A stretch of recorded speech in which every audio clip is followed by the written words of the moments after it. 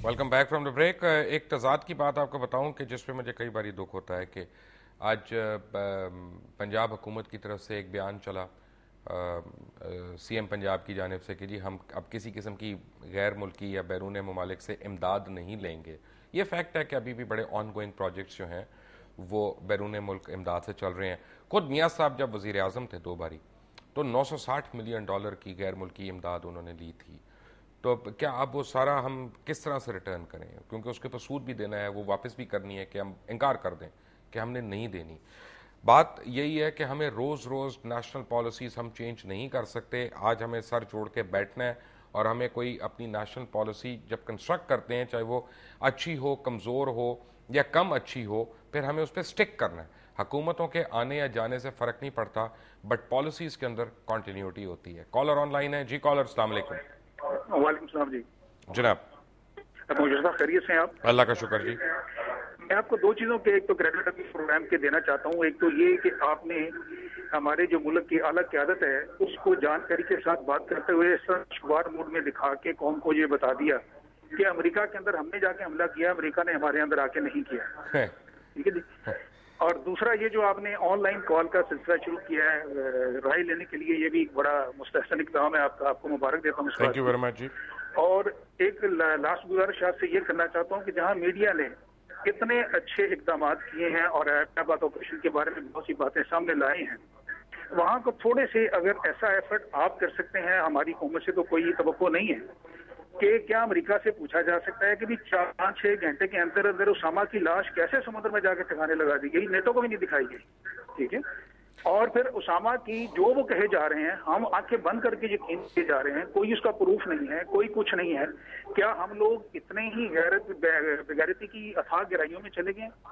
यकीनन मुल्क और कौम ऐसा नहीं है, ये सिर्फ चंद एक अफराद की वजह से है कि जो है इस वक्त दुनिया में जलील हो रहे हैं। तो right, thank you very much sir. बात यह है कि वो चंद एक अफराद जो हैं वो हमारे ही लाए हुए हैं, किसी ने हमारे ऊपर थोपे नहीं है, किसी ने हमारे ऊपर ज़बरदस्ती उनको नहीं बिठाया। और दूसरी बात यह है कि मेरी जब हिलरी क्लिंटन जो सेक्रेटरी ऑफ स्टेट हैं उनसे पहली बार मेरी मुलाकात हुई थी, तो हम 5-6 जर्नलिस्ट एक साथ थे। तो मैंने उनसे दो टोक मैंने क्या, सारों ने एक ही सवाल किया था, कैरी लूगर बिल के हवाले से सारों को तहफ़्फ़ुज़ात थे। तो उन्होंने बड़ा दो टोक जवाब दिया। तो उन्होंने कहा इमदाद लेनी या लें, नहीं लेनी ना लें, आप हमारा क्या जाता है। बल्कि उनका तो ये कहना था कि हमें जो अमेरिकन टैक्स पेयर है उसको जवाबदेही बड़ी मुश्किल हो जाती है कि अगर हम कहें कि यहाँ पे अमेरिका के अंदर हम स्कूल नहीं खोल रहे, अस्पताल नहीं खोल रहे और पाकिस्तान में जाके खोल रहे हैं, तो वो कहते हैं क्यों, ऐसा क्यों कर रहे हो। तो इसलिए बात यह है कि उनके लिए भी ज़िंदगी इतनी आसान नहीं है, ना हमारे लिए इतनी आसान है। Fact of the matter is कि पाकिस्तान को एक बुर्दबारी का और सोबर पने का या सोबर होने का सबूत देना है इंटरनेशनल लीग में या इंटरनेशनल कम्युनिटी को। ना हम जंगें कर सकते हैं, ना हम जंगें करना चाहते हैं, लेकिन हमसे तासुर क्यों लोगों को मिले कि हमारी तरफ से सिर्फ बुरी खबर ही आती है, उसका कौन जिम्मेदार है। क्या हम अपने किए हुए वादों पे फिरते हैं या अपनी की हुई बातों से मुकरते हैं, या फिर जो हमने वादे किए हैं उनको हम पूरा नहीं करते। मुबीन है कॉलर ऑनलाइन जी। मुबीन, अस्सलाम वालेकुम। वालेकुम सलाम साहब, कैसे हैं? मैं अल्लाह का शुक्र जी। मैं अपने टॉपिक के हवाले से बात करना चाहूंगा। जो आपने कहा है जिम्मेवार कौन, जिम्मेवार तो हमेशा अपने लोग होते हैं। ठीक है, अमेरिका जो है वो कभी भी हमारे लिए काम नहीं करेगा, उसने वो देखना है जो उसके लिए बेहतर है। ठीक है, अब जो इन्होंने इंक्वायरी बिठा दी कि हम देखेंगे किसका कसूर है, ये जो अमेरिका ने हमला कर दिया उसामा को मार के चला गया, हमें इसकी भी जरूरत नहीं है। ठीक है, हमें जो चाहिए पॉलिसी चाहिए कि नेक्स्ट पॉलिसी इनकी क्या होगी, कि अमेरिका अगर दोबारा हमला करता है तो क्या हम उसका जवाब देंगे, ड्रोन आएंगे तो क्या हम उसका जवाब देंगे, या फिर हम एक बगैरतों की जिंदगी गुजारते जाएंगे, अमदाद लेते जाएंगे। ठीक है, अगर अमदाद लेनी भी है तो उसको अच्छे तरीके से यूज करें कि जो हमारा है वो हमारा जिंदगी बेहतर हो। थैंक यू मुबीन साहब। एक यहाँ पे बड़ा इंपॉर्टेंट सवाल है, मैं चाहूंगा कि आप लोग इसके ऊपर आज डिबेट करें और मुझे इसका जवाब जरूर दें, चाहे ईमेल भेज के दें, चाहे एसएमएस करके दें, चाहे दुनिया न्यूज़ को खत लिखें, ताकि अगर उसमें सोल्यूशन आता है तो मैं ज़रूर उसको अपने प्रोग्राम में अनाउंस करूंगा। बल्कि दुनिया न्यूज़ अपने न्यूज़ बुलेटिन में उसको अनाउंस करेगी अगर आपकी तरफ से कोई वाज़ेह सोल्यूशन आता है। मुझे ये बताएं कि अगर हम पूरे एक इलाके को इलाका गैर कहते हैं और वहां पे पाकिस्तान का कानून भी लागू नहीं है, और फिर अगर वहां पे ड्रोन हमला होता है, तो उसको हम पाकिस्तान के ऊपर हमला कैसे तस्वर करते हैं। کیا یہ وقت نہیں ہے کہ ہم کہیں کہ علاقہ غیر جو ہے ایکچولی وہ پاکستان ہے, آج اس کو کلیم کریں ہم, اور وہاں پہ rate of the government establish کریں, وہاں پہ اپنا کانسٹیٹیوشن جو ہے لاگو کریں, ایف سی آر کو ابالش کریں وہاں پہ, پھر ہم کہیں کہ ہاں جی اب یہ پاکستان کی سالمیت پہ حملہ ہے. آئی ڈونٹ نو, بڑا ٹرکی سا سوال ہے, کیا اس کا کوئی آسان سا جواب ہے؟ آپ لوگ بتائیں گے. اس وقت چونیا سے اشرف قصوری صاحب ہے. جی قصوری صاحب السلام علیکم. ہلو السلام علیکم. وعلیکم السلام. جی سر آپ کو مبارک ہو کہ آپ کا پروگرام بہت اچھا ہے. Thank you sir. اور اللہ آپ کو استقامت دے کھری بات مزید کرنے کی. آمین. کیونکہ میں خود کھری بات کرنے کا عادی ہوں اور مجھے کافی تکلیفیں برداشت کرنا پڑی ہیں. جی یہ کھری بات کرنی بہت مشکل کام ہے اور ایک مسلمان کو کرنا چاہیے. جی ہاں. اگلی میری گزارش یہ ہے کہ یہ جو میڈیا نا, جی ہمیں آپ پہ امید ہے, نہ فوج پہ ہے نہ یہ حکمرانوں پہ. عوام کو ایجوکیٹ کریں.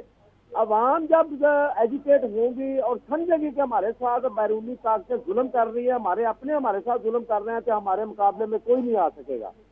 وہ سورہ فیل میں ذکر تھا کہ ہاتھی والوں کے ساتھ کیا سلوک کیا, کنکریاں مار مار کر.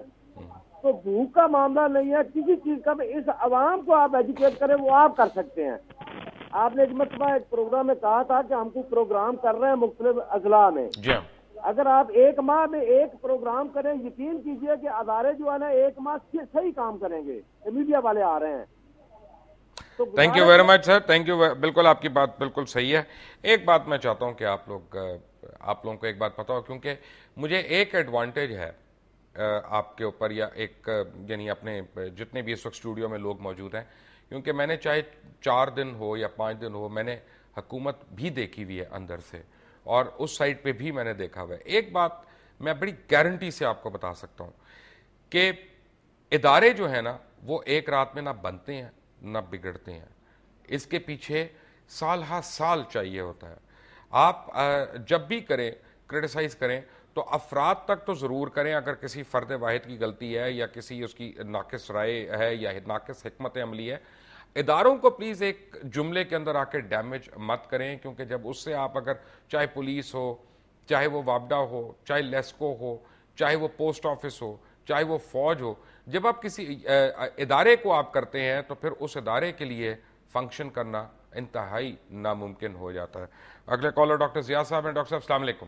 وعلیکم السلام. جی لقمان صاحب کیسے ہیں آپ؟ میں اللہ کا شکر جی الحمدللہ. اچھا لقمان صاحب, میں اسٹریٹ فارورڈ بات کروں گا. آپ نے پوچھا کہ اس کا سلوشن کیا ہے. اس میں سب سے پہلی بات تو یہ ہے کہ ہماری پالیسیز جو بھی گورنمنٹ بناتی ہے, جب بھی بناتی ہے, اس میں تسلسل نہیں ہوتا.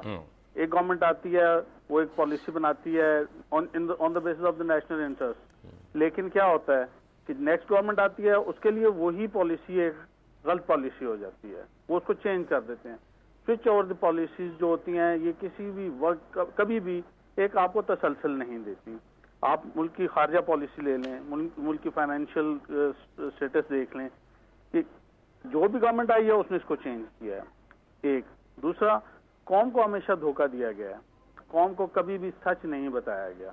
قوم کو کبھی بھی اعتماد میں نہیں لیا گیا.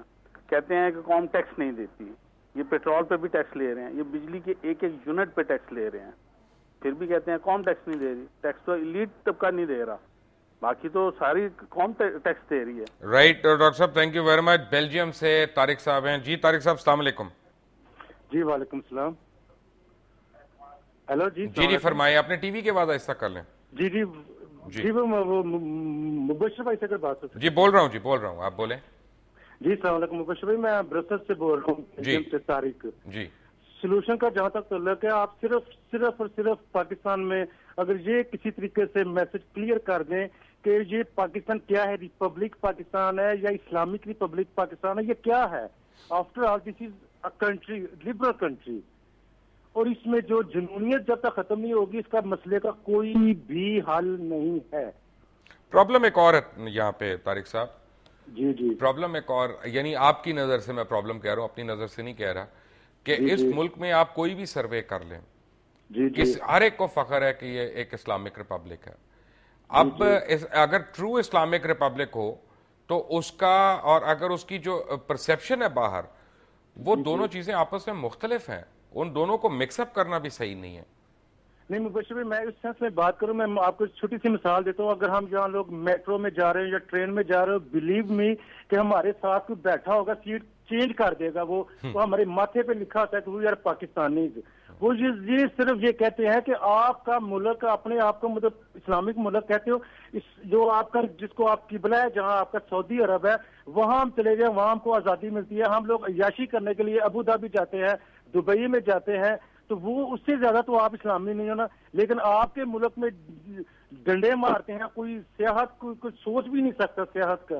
اور جس ملک میں سیاحت نہیں ہوتی وہ ملک کبھی بھی ایک سٹیپ بھی آگے نہیں جا سکتا. Right, thank you very much. Tariq صاحب بیلجیم سے، برسل سے کال کر رہے تھے، آپ کا بہت بہت شکریہ. آپ بھی کال کر سکتے ہیں لیکن ایک چھوٹی سی بریک کے بعد. ٹیک اے بریک.